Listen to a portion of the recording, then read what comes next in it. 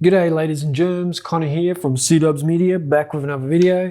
And today we're doing my unboxing and first impressions of the Oppo Reno8 Pro. That's right, we have the Pro version in-house. Link here if you want to see the Oppo Reno8 5G unboxing first impressions and also the Oppo Reno8 Lite first impressions. Here is the big daddy of the Reno8 series. What do we got here? We got 8 gigs, 256 gigs of RAM and glazed black color. That's all it says on the box here.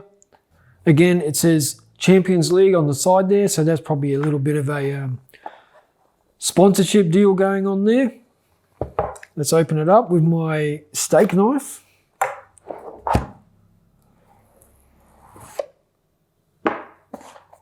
Now, let down. No case in the box. Oppo have been amazing at putting cases in the box for the last 5 million years, but we still get a charging brick, so that's something there. Just briefly on the packaging here, we do have Murray Silicon X imaging that helps with night photography. Really cool little chip there. We have 4K Ultra Night Video, MediaTek Dimensity 8100 chip, and then 80 watt Super VIC charging. That 80 watt, that's crazy. That's like 50% charged in like 12 minutes or something. It's ridiculous, but I'll get into that shortly. I'm just going to power it on.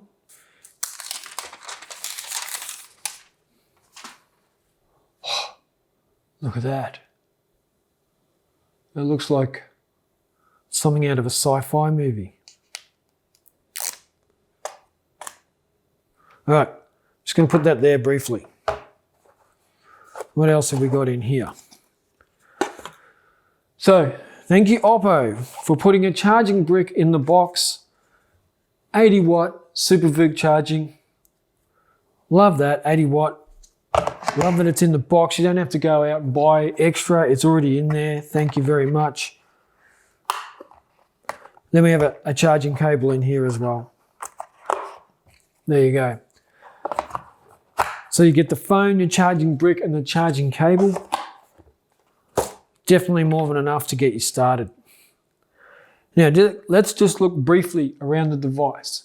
We have volume up and down on the left-hand side here. On the bottom, you have your SIM tray, USB Type-C, and your speaker. On the top, you have some microphone tech. On the right-hand side, you have the power button, again, with a little bit of a green sort of two-tone stripe through the power button.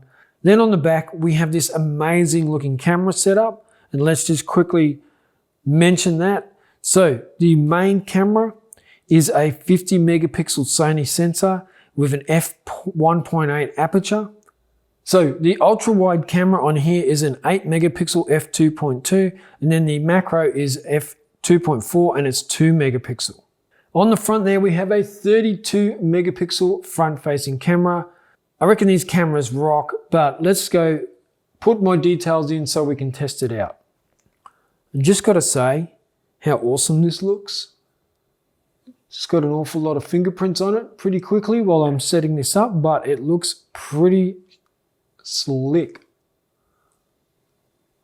It's just all reflection. Now, while this is setting up, I just want to tell you quickly some highlights on this. It does have 4K Ultra Night Video, which is what I will be testing in my full review. And it also has 4K Ultra High Definition Video, and that's what uses the NPU Murray Silicon X chip and a dual Sony flagship sensors. So, be looking forward to trying that out. Obviously, video is what I love to do, so I'll be really pushing that. Also, they're talking a lot on the website about how amazing these are for portraits. So I'm going to be doing a lot of portraits with them and really pushing that area as well. Be looking forward to doing that. Now, it is featuring a streamlined unibody, so it looks amazing and it does feel pretty good in the hand. Now, the Oppo Reno8 felt really balanced and didn't feel too top heavy because of the camera setup. And I reckon this is pretty much the same. It doesn't feel overly heavy at the top. I like the feel of it. I like the look of it. Now it is a 6.7 inch display, but it does feel long and quite skinny. It's coming in at 2412 by 1080p. It is full HD and also comes in at 120 Hertz refresh rate. Now get this, the Oppo Reno8 is 409 ppi and the Oppo Reno8 Pro is 394. Not something that the human eye could really tell, but it's interesting, and I guess it's just probably because it's got a bigger display. It is a flexible AMOLED display with Gorilla Glass 5 and comes in at a peak brightness of 950 nits. So you are not going to struggle to see this in bright lights. And this is shooting under a really bright video light, and as you can see, it's doing pretty well. Obviously, we're just setting it up, but it looks pretty good to me. And something that interests me is it's coming in with Android 12, ColorOS 12.1. So I would be expecting a bit of a software update pretty soon to Android 13 and potentially even ColorOS 13, but both up to date, and I'm sure the security patches will be up to date as well. Okay, so the first thing I'm going to do is jump into the camera and I'm going to test it out just for the sake of doing the unboxing, really. So we're going to go in. We're going to say yes to all the permissions. Mari Silicon. This model is equipped with Mari Silicon X, Oppo's first self-developed imaging NPU with its powerful image processing capabilities. Mari Silicon X brings you a next level photography experience. Like I say, in all my Oppo reviews, the cameras are pretty good. And I do think they're up there with some of the best. And we shouldn't, I find that most people only talk about Samsung and Apple, but we really should expand that conversation further because these Oppo phones are amazing for photography, for performance, for battery, everything. Okay, here we go. Front-facing camera, you have wide, not so wide, and then a bit of a zoom on it, a 2x zoom. So we're going to go in for a portrait shot. Importantly, the sensor is really quick, so once you do take the photo, it fires, there's no lag, so I like that. Now, when you're looking at these portrait photos, when you're in portrait mode, what you're looking for is how much you're separated in the background from the foreground. And as you can see, all my hair is actually in focus. The edge of my glasses, my ears, the edge of my mustache, all of it's in focus and the background is out of focus. So that's a really nice portrait shot. That's impressive.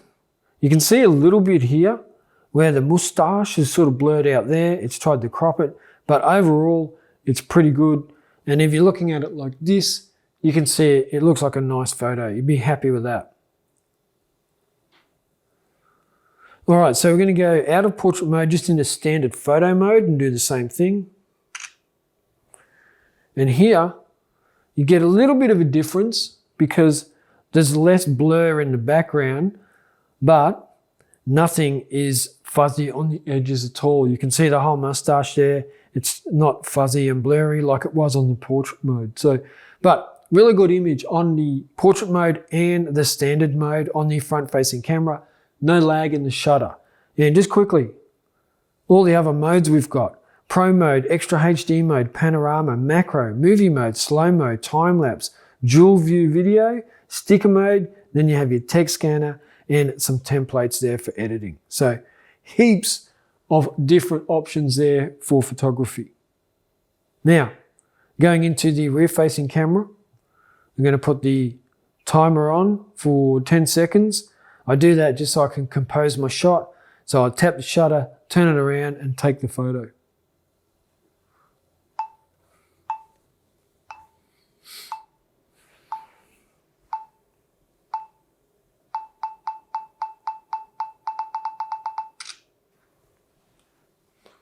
There we go.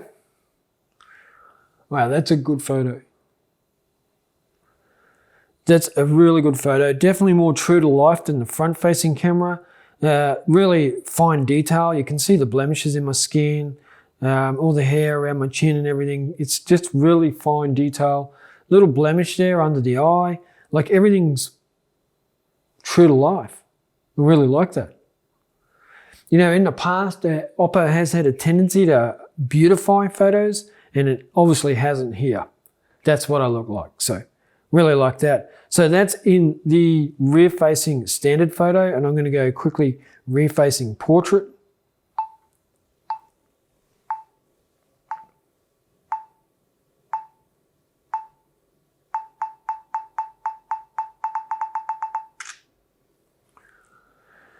And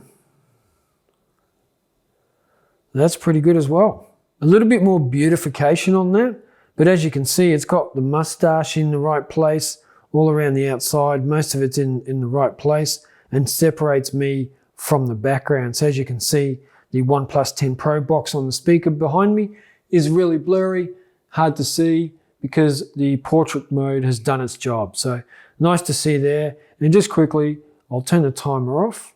Whoops. And just test out the rear-facing camera, the shutter. That was really fast, and this is the kind of detail you're looking at. Love it. Looks really nice. All right, so camera looks promising, looks really promising. Look forward to doing the full review of that. Everything else is pretty snappy straight out of the box. Like I said, 256 gigabytes of storage, 8 gigabytes of RAM, and there is also a 12 gig of RAM variant. Let's see which one we've got here. I'm pretty sure we're on the 8 gigs of RAM here. About device, 8 gigs of RAM, Android 12. There's all the information you need right there.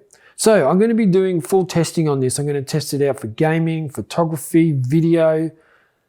I'm going to test out the battery life, the battery charging. Just quickly, for battery life, you do get 11 minutes of charging will give you 50% battery life. 5 minutes of charging will give you 2 hours of gaming. So this is not standard. This is not what you get on the other phones that are on the market. The battery charging here is incredible. They're also claiming 1,600 charges per device for the battery life, the total battery life of the device. So that's about 4 years worth of charging out of the battery.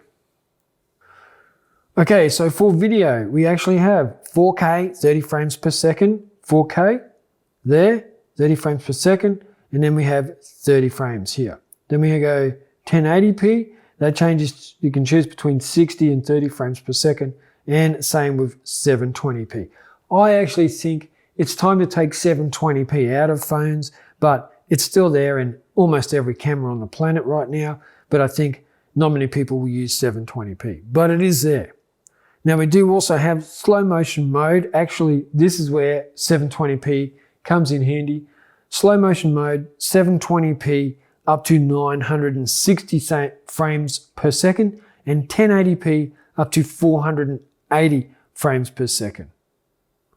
Digging that. I'll be checking that out too, and the quality of that slow motion. So really like this. This is a phone that looks amazing. The performance is going to be absolutely ball terror, I believe, because it normally is at this price point with Oppo. I mean, look at that. That loaded pretty quickly, and that's never loaded before. It's the first time I've used a Google feed on this, so that's pretty impressive there. Now, hit me up in the comments down below if you have any questions about the Oppo Reno8 Pro. What do you want me to test? Make sure you put the questions in down there, and I'll try my best to include everyone's questions.